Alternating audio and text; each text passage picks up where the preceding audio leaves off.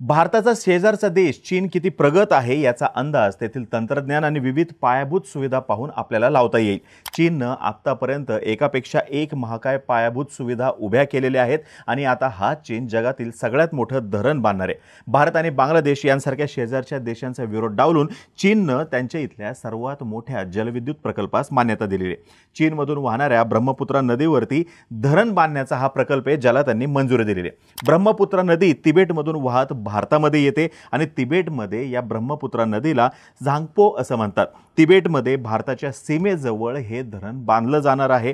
बुधवारी चीनमधल्या एका वृत्तवाहिनीनं या संदर्भातली माहिती दिलेली आहे। हे धरण जगातलं सगळ्यात जास्त वीज निर्मिती करणारं धरण असणार आहे आणि हे धरण बांधण्यासाठी चीनकडून तब्बल 13,700 करोड रुपये इतका खर्च केला जाणार आहे अशा बातम्या येत आहेत। सांगपो नदीच्या खालच्या स्तरावरती बांधण्यात येत असलेल्या या धरणाची वार्षिक क्षमता वीज निर्मिती करण्यासंदर्भातली ही 300 अब्ज किलोवॅट इतकी असणार आहे। सध्या चीनमध्ये उभारलेल्या जगातील सगळ्यात मोठ्या थ्री गॉर्जेस धरणाची क्षमता 88.2 अब्ज किलोवॅट इतक्या वीज निर्मितीची आहे, म्हणजे त्याच्यापेक्षा जवळपास चौपट मोठं याची क्षमता असणार आहे। पण आता या धरणासाठी सुद्धा मोठ्या प्रमाणात खर्च केला जाणार आहे। एकीकडे या धरणासाठी चीनने मोठी त्यांची इथली टीम जी आहे ती कामाला लावलेली आहे, त्यांची इथले एकूण इंजिनिअरिंग जे आहे याच्यासाठीचं एक मोठं आव्हान म्हणून बघितलं जाते, तर दुसरीकडे ह्या धरणाकडे एक हत्यार म्हणून सुद्धा बघितलं जाते। म्हणजे चीन, बांगलादेश, भारत या ठिकाणचा प्रादेशिक असमतोल जो आहे तो बिघडवण्याचा प्रयत्न चीनकडून केला जाऊ शकतो असं म्हटलं जाते।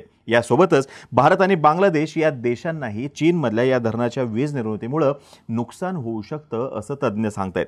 नेमका काय आहे हा चीनमधला प्रकल्प, याच्या निर्मितीमध्ये काय अडचणी येऊ शकतात आणि भारत आणि बांगलादेशची या धरणामुळे नेमकी काय अडचण होऊ शकते, या सर्व प्रश्नांची उत्तरं आज आपण जाणून घेऊयात। नमस्कार, मी अरुणराज जाधव बोलबिडूवरती तुम्हा सर्वांचं अगदी मनापासून स्वागत करतो। ब्रह्मपुत्रा नदीवरती धरण बांधणं हे चीनच्या 2021 ते 2025 या त्यांच्या 14व्या पंचवार्षिक योजनेचा, यासोबतच त्यांच्या नॅशनल इकॉनॉमिक आणि सोशल डेव्हलपमेंटसाठीचा भाग होतं। सर्वात पहिल्यांदा 2020 मध्ये या प्रकल्पाची घोषणा करण्यात आलेली होती। केवळ सगळ्यात मोठंच हे धरण असणार नाहीये, तर जगातील सगळ्यात महाग असा पायाभूत सुविधांचा प्रकल्प म्हणून सुद्धा या धरणाकडे पाहिलं जाते। या प्रकल्पाचं बांधकाम कधी सुरू होणार याबाबतची स्पष्टता अजून नाहीये। हिमालयामधून वाहत येत असताना ब्रह्मपुत्रा नदी एका ठिकाणी यू टर्न घेते आणि याच वळणावरती हे धरण बांधलं जाईल असं सांगितलं जाते। अरुणाचल प्रदेशमध्ये ब्रह्मपुत्रा नदीचा भारतामधला प्रवाह सुरू होतो आणि तिथून ती बंगालच्या उपसागराला मिळण्याआधी बांगलादेशामधून वाहते।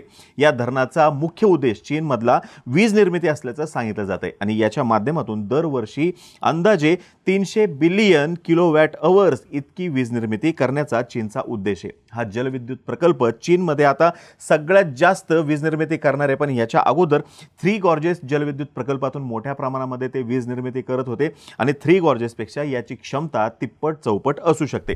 ग्लोबल एनर्जी मॉनिटरच्या नोव्हेंबरच्या अहवालानुसार चीनला जगाच्या एकूण सौर आणि पवन ऊर्जा क्षमतेच्या दुप्पट क्षमता एकट्या चीनमध्ये निर्माण करायची आहे। ब्रह्मपुत्रा नदीवरच्या या धरण प्रकल्पामुळे चीनला ही ऊर्जा क्षमता वाढवण्याचा एक नवीन माइलस्टोन जो आहे तो सुद्धा गाठता येणार आहे। मात्र हे धरण बांधण्यामध्ये चीनला मोठमोठ्या नैसर्गिक आव्हानांना सामोरं जावं लागू शकतं।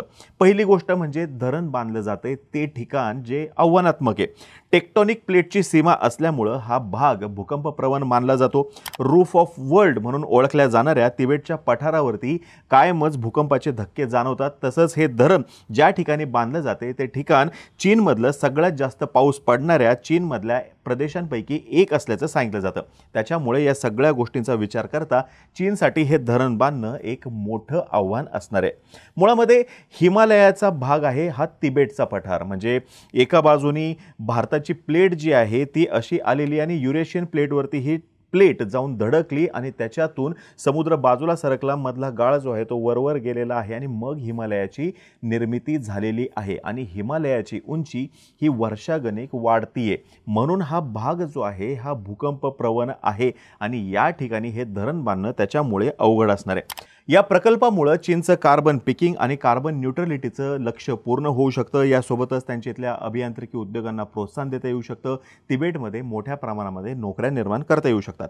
धरणामुळे विस्थापित झालेल्या 14 लाख लोकांचं पुनर्वसन हा एक महत्त्वाचा मुद्दा चीन समोर असणार आहे। या प्रकल्पामुळे तिबेटमधले नेमके किती लोक विस्थापित होतील आणि जगातील सर्वात समृद्ध आणि वैशिष्ट्यपूर्ण पठारावरती तिथल्या स्थानिक पर्यावरणावरती त्याचा काय परिणाम होईल हे अजून काही स्पष्ट झालेलं आपल्याला दिसून येत नाही। या धरणाबद्दल चीनमधून सुद्धा चिंता व्यक्त केल्याचं आपल्याला दिसून येते। भूकंप, पर्यावरण आणि सुरक्षा या सगळ्या मुद्द्यांचा जर का विचार केला तर या प्रकल्पावरती मोठ्या प्रमाणावरती टीका होताना दिसते। चीनकडून या प्रकल्पाचा विकास हा उच्च दर्जाच्या काम, सुरक्षा आणि वैज्ञानिक दृष्टिकोनातून केला जाणार आहे आणि त्यासाठी भूवैज्ञानिक अभ्यास आणि तंत्रज्ञान या गोष्टी विचारात घेतल्याचं सांगितलं जाते। चीनच्या या प्रकल्पामुळे मात्र भारत आणि बांगलादेश या दोघांची चिंता वाढलेली आहे। ब्रह्मपुत्रा नदी ही चीन, भारत आणि बांगलादेश या तिन्ही देशांसाठी फार महत्त्वाची आहे।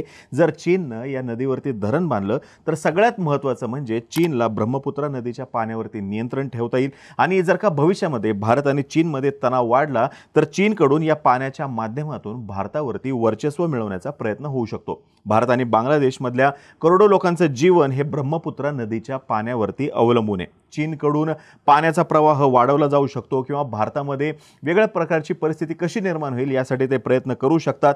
पाण्याचा प्रवाह रोखून चीनकडून दुष्काळजन्य परिस्थिती निर्माण करण्याचा सुद्धा प्रयत्न केला जाऊ शकतो आणि याचाच उपाय म्हणून भारताकडून सुद्धा ब्रह्मपुत्रा नदीवरती अरुणाचल प्रदेशमध्ये 10-12 धरणं बांधली जाणार आहेत। ब्रह्मपुत्रा भारत आणि चीनच्या सामाजिक आणि आर्थिक विकासासाठी फार महत्त्वाची राहिलेली आहे। भारतातील गोड्या पाण्याच्या संसाधनापैकी जवळजवळ 30% आणि एकूण जलविद्युत क्षमतेपैकी 40% या नदीचा वाटा आहे।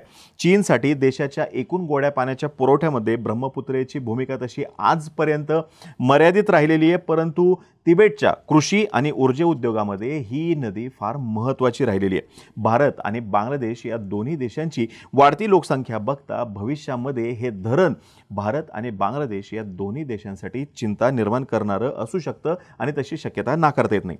2006 मध्ये भारत आणि चीनमध्ये अशा नद्यांच्या पाण्याशी संबंधित प्रश्नासाठी आणि हे मुद्दे हाताळण्यासंदर्भात एक्सपर्ट लेव्हल मेकॅनिझमची स्थापना करण्यात आलेली होती। याच्या अंतर्गत चीन भारताला पुराची परिस्थिती निर्माण होते त्यावेळेस ब्रह्मपुत्रा नदी आणि सतलज नदीवरील जलवैज्ञानिक माहिती पुरवत असतो। अलीकडेच म्हणजे 18 डिसेंबरला बीजिंगमध्ये special representative for border question NSA Ajit Doval आणि चीनचे परराष्ट्र मंत्री वांग यांच्यामध्ये बैठक झाली। या बैठकीमध्ये झालेल्या चर्चेत सीमापार नद्यांच्या डेटाची देवाणघेवाण सुद्धा झाली।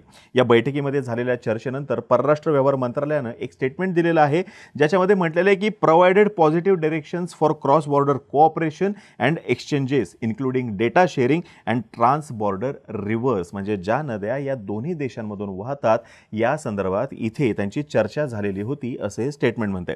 भारत आणि चीनमध्ये जरी या मुद्द्यावरती सकारात्मक चर्चा झालेली असली तरी सुद्धा चीनकडून या प्रकल्पात सुरक्षेचा मुद्दा विचारात घेतला जाईल असं सांगितलं जाते। तरी या प्रकल्पामुळे पर्यावरणावरती निश्चितपणे परिणाम होऊ शकतो, नद्यांच्या प्रवाहामध्ये बदल होऊ शकतो आणि एकूण तिथली जी इकोसिस्टीम आहे त्याच्यावरती सुद्धा परिणाम होऊ शकतो अशी चिंता अभ्यासकांकडून व्यक्त केली जाते।